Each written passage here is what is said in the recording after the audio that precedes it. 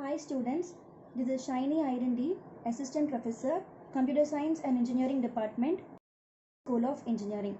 Today's topic is, we are going to discuss about the computer. In human-computer interaction, the main thing is you must know what is computer. So a computer system is made up of various elements. Each of these elements affects the interaction. So first we'll see what are the interaction which affects the computer. The first one is input devices. You have text entry, pointing devices, all the input. From the mouse you have input, from the keyboard everything is based on the input devices only. So output devices is your screen. It can be a small size or large size, or digital paper. Next is your virtual reality, where you have special interactions which can be seen like real, and display devices. Next you have physical interaction. So example, sound, haptic, it depends on the haptic, which is touch and sensing sensors, and biosensing, you have all the thumb impression, all those things, right? Biosensing. Then paper, as well as you have output in printed form, as well as input, you can scan the printed form and again you can feed it into the computer.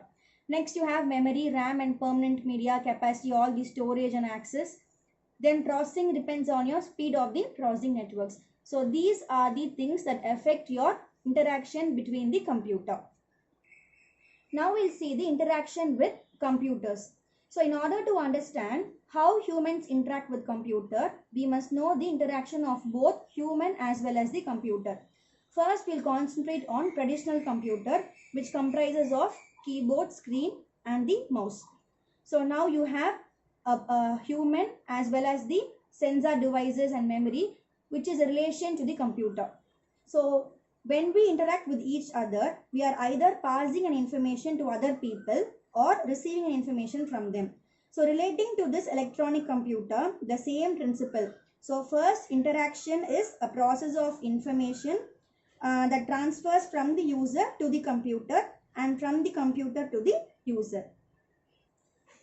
Next, we'll move on to a typical computer system, which comprises of desktop.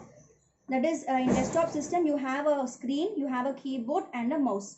So variations can be a desktop or a laptop or PDA. Now consider for a house and pockets. In house, you can use personal computer, TV, DVD, satellite TV. Then you have latest advanced technologies like microwave, cooker, washing machine. Then central heating technology, and you have security systems. All over you have the computers in this type. You have little variations. And similarly in pocket type, you have the PDAs. Then you have phone, your mobile phone, then camera, smart card with magnetic strip. Then you have USB memory. So everything you have some variations based on the location and the place where you are going to use. Next is interactivity. So first we'll see in early days and then we'll go on to the current trend. So in early days, they were using interaction by batch processing. So data entered is in large mass. Only minimal interaction will be from the machine to the processing. So here they have used punch cards or large data files prepared. So punch cards were used to process or to transfer the data. So they have to you have to pile some.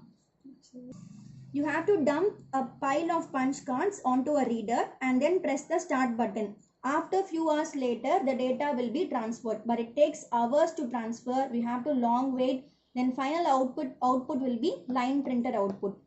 Now the current trend, now most computing is interactive. How? You have a touch within a fraction of second, every data is being transferred. A seconds or a fraction of seconds, the data is transferred. So here richer interaction is, you have a fridge, in that the user is there with the mobile phone, with the sensor, everything gets connected. So the richer interaction, a greater example is IoT, Internet of Things. Things gets communicated easily within a fraction of seconds. This will comprise the richer interaction example. So hope you understood about the computer and various interactions between the computer and the human. Thank you.